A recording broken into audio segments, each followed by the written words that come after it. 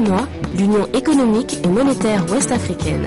L'UEMOA, 8 pays, un destin commun, un espace économique harmonisé, ouvert et concurrentiel.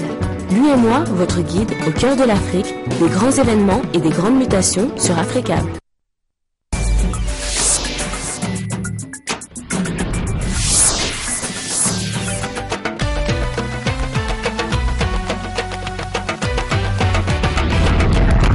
Nouvelle édition sur Africable Télévision. Bienvenue à ce rendez-vous de l'actualité. Voici les titres de ce journal.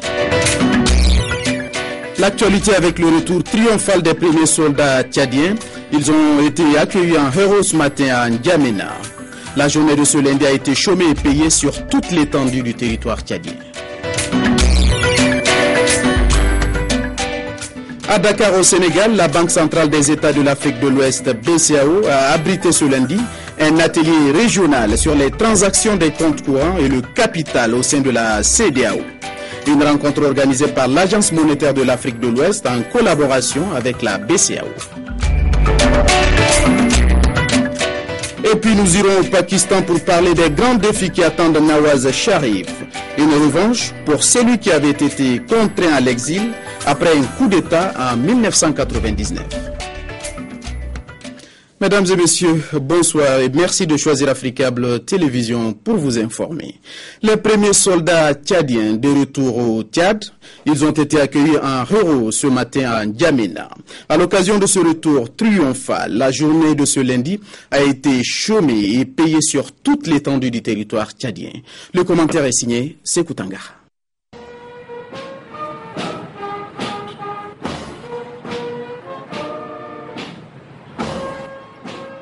16 janvier 2013, base aérienne de N'Djamena.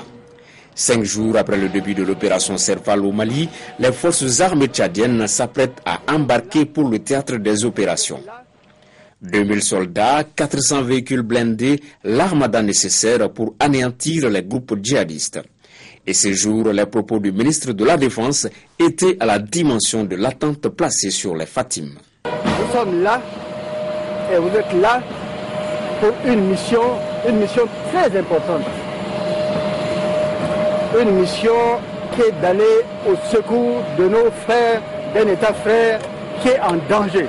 Après avoir combattu en première ligne 4 mois durant aux côtés de l'armée française, les soldats tchadiens qui ont payé le plus lourd tribut dans la guerre au Mali ont été triomphalement accueillis ce lundi à N'Djamena.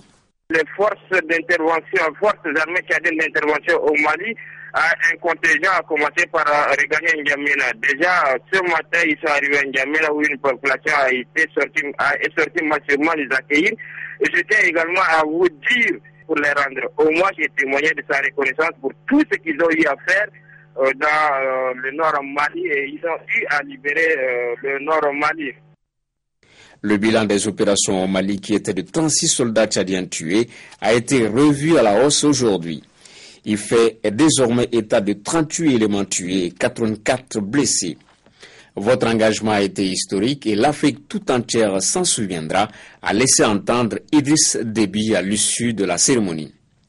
Le retrait des forces armées tchadiennes intervient au moment où la présence des unités spéciales de l'armée malienne est signalée dans les alentours de Kidal.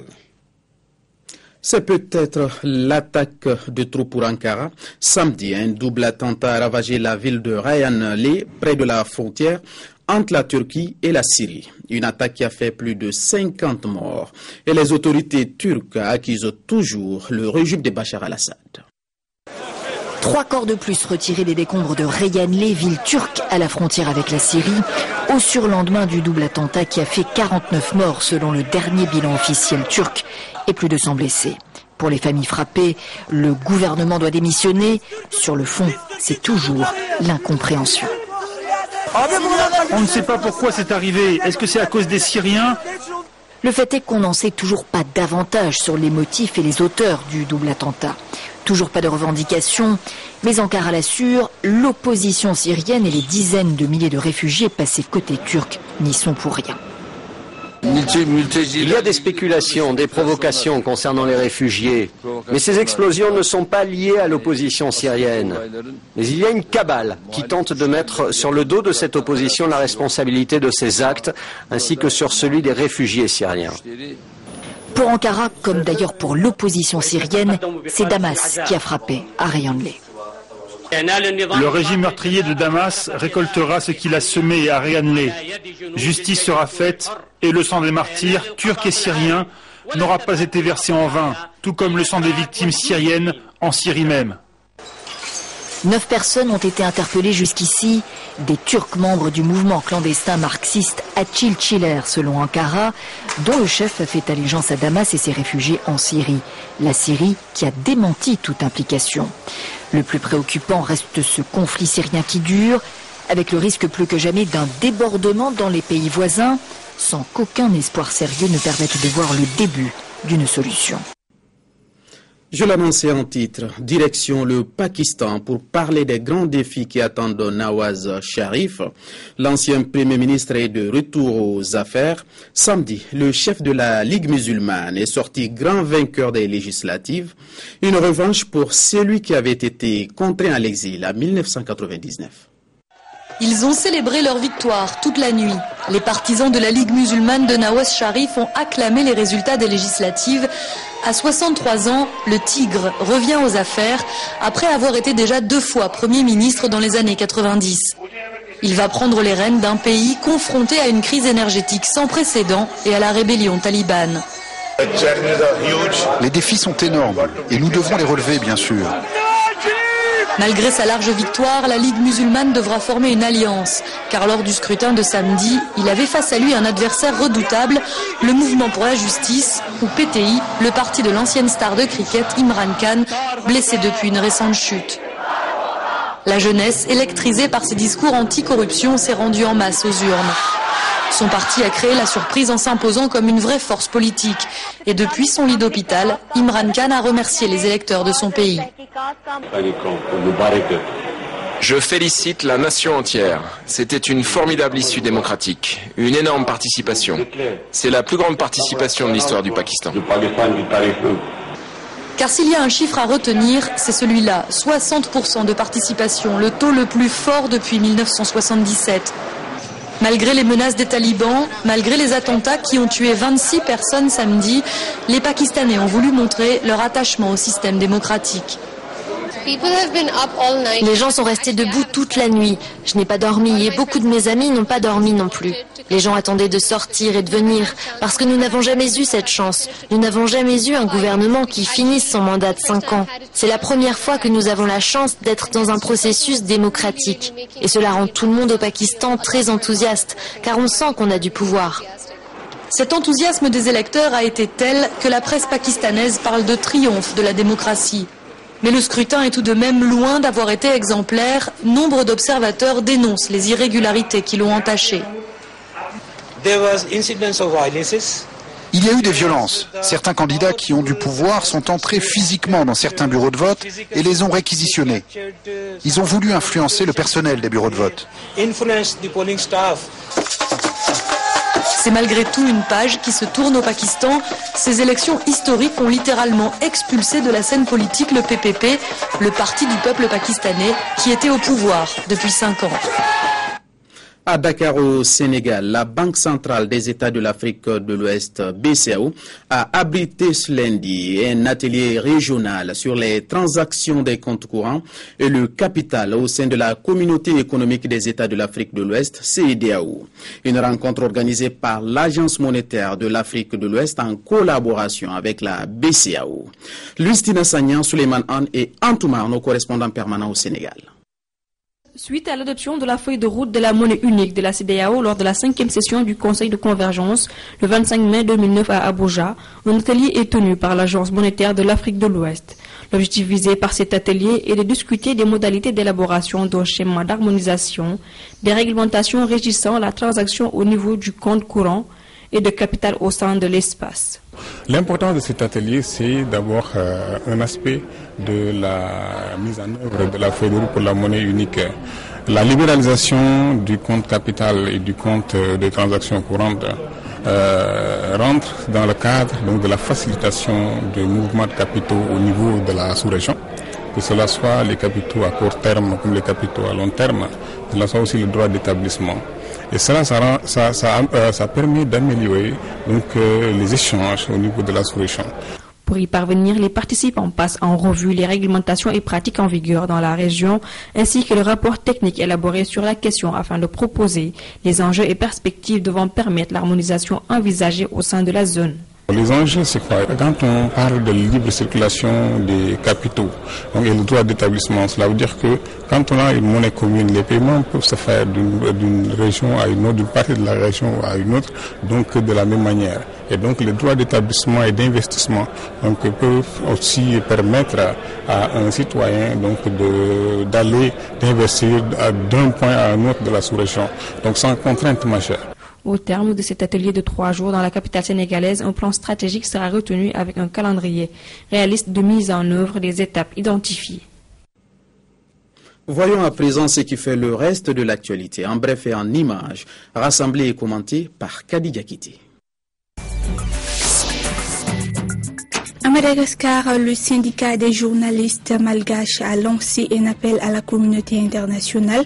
Dans une lettre adressée à plusieurs de ses représentants, le SJM demande l'appui des partenaires de la Grande Île pour la réouverture de 77 stations radio et télévision fermées d'après lui depuis le début de la crise politique en 2009. En Côte d'Ivoire, le contentieux électoral est désormais entre les mains de la Cour suprême. Après les élections municipales et régionales du 21 avril dernier, ce sont au total 163 requêtes en annulation qui ont été envoyées à la commission électorale indépendante sur 519 têtes de liste pour les municipales. La commission électorale présentera cette semaine le tableau final de ces élections. Le chef présumé du groupe islamiste nigérien Boko Haram a revendiqué de récentes attaques dans le nord-est du Nigeria dans une vidéo présentant également des femmes et des enfants africains comme des otages. Auparavant, Boko Haram ne s'était jamais vanté de détenir des femmes et enfants, mais il avait déjà posé des conditions pour la libération de la famille des 7 Français enlevés en février à proximité de la frontière camerounaise et libérés le mois dernier. Au moins 15 morts et 30 blessés dans un attentat ce lundi à Benghazi. Une voiture piégée a explosé près de l'hôpital Al-Jallah dans l'est de la Libye.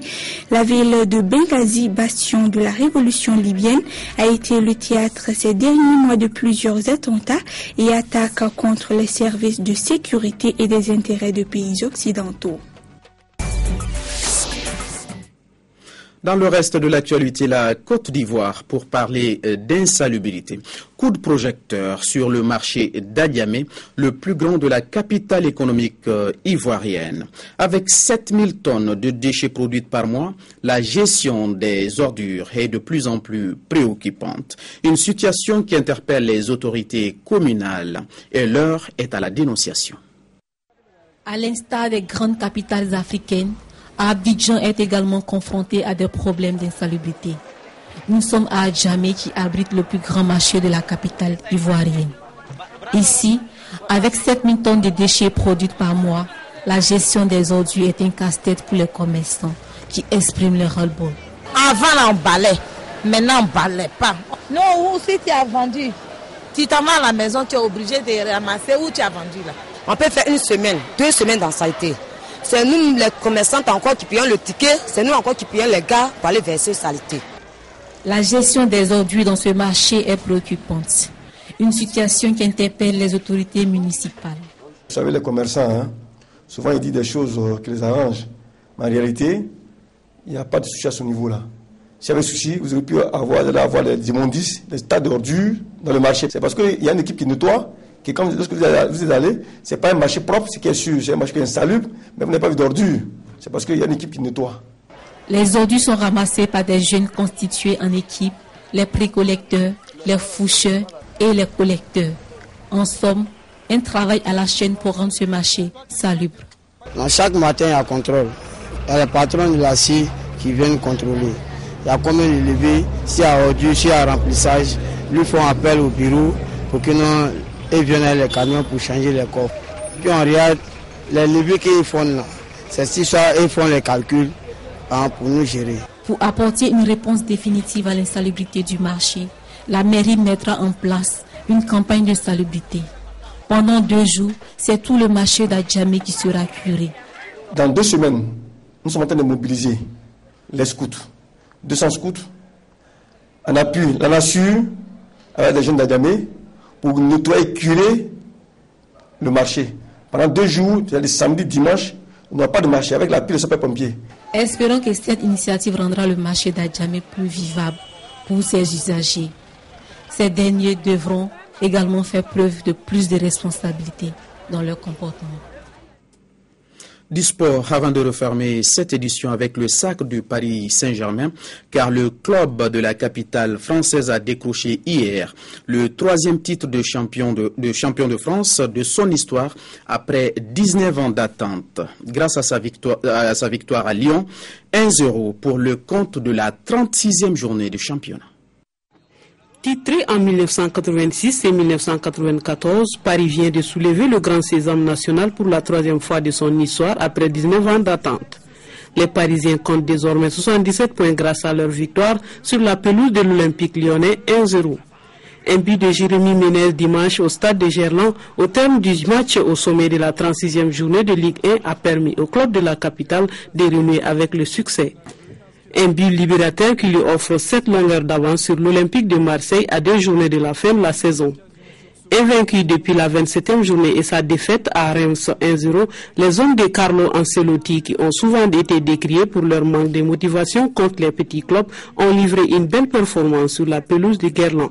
Après l'ouverture du score, l'Olympique lyonnais, malgré l'entrée en jeu de Lisandro Lopez à la place du milieu Arnold Mouvouamba pour renforcer le secteur offensif à la 64e minute, n'a plus pesé, laissant le PSG gérer la fin de la partie. Un titre qui récompense le talent, mais aussi la volonté et l'envie. De son côté, Lyon, avec son 3 points, reste toujours sous la menace de Lille et Nice, où il jouera samedi pour la 3e place du championnat qualificatif pour le 3e tour préliminaire de la Ligue des Champions cet été. Lillois et Niçois sont 4e et 5e avec 60 points chacun. Ce succès parisien qui fait également les affaires de Marseille, désormais assuré de terminer à la 2e place du championnat et donc de disputer la Ligue des Champions la saison prochaine. A l'inverse, le Stade brestois est officiellement relégué en Ligue 2. Merci Aminata Mariko pour le résumé de ce match. C'était le match de sport, mais fin à cette édition. Merci à vous de l'avoir suivi et surtout merci de votre fidélité. Bonne suite de programmes sur Africa Télévision.